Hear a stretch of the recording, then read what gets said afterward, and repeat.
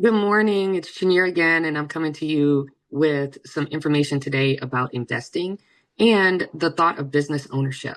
So, just to kind of get started, a lot of people want to grow their wealth through investing, but most only know the basics. Maybe a few chats with friends and or whatever's happening with their 401k.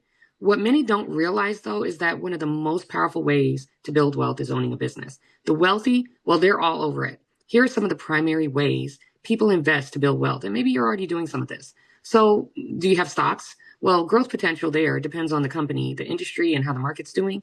Prices shift with market conditions. You all know that. And you can buy, sell, or hold, but you don't get a say in how the company runs. You can borrow against stocks, but it is risky. There are some of you out there that are probably investing in real estate. And real estate is tied to the location, the property type, and rental demand. There's usually a hefty down payment, and you've got ongoing costs. You're in charge of everything: maintenance, upgrades, tenant decisions, but that also means dealing with rent collection and repairs. And so you can borrow against equity to boost returns, but that ups your financial risk.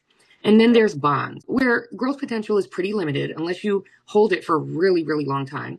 The cost depends on who's issuing the bond and current interest rates. You can pick the type and how long you hold, but returns are fixed with no surprises, right? You can borrow short term through EFTs, but market swings make it a bit of a roller coaster.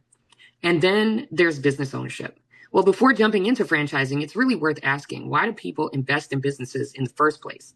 Most folks use extra income to chase long term growth, weighing options like stocks, real estate, bonds, and even second homes. But if you're looking for serious upsides, business ownership stands out.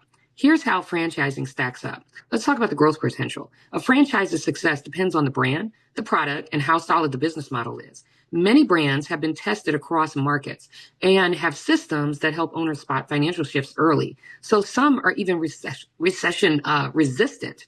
And then you have the cost to purchase. Franchises do have solid upfront costs and they've got ongoing fees. But with a strong brand behind you, the return potential can be impressive. The key is matching the franchise to your skills and your comfort level with risk. It's plug and play. You're not building the plan, you're executing it. And that works best when you're aligning with proven systems. You have control, real control over day to day operations of the company, but you'll need to work within the franchise agreement. That is important. The document lays out the rules and protects the franchisor and other owners and yourself. You probably won't change it, but you should understand it, ideally with a franchise attorney by your side. And then franchises can deliver big returns, but undercapitalization is a common pitfall. Debt might make sense if cash flow is strong, but you've got to build financial models and stress test them. If things dip, fixed costs and debts can pile up.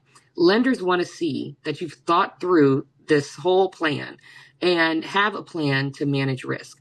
So, bottom line, every investment has its pros and cons. I hope you heard that in this video today. But franchising offers something unique.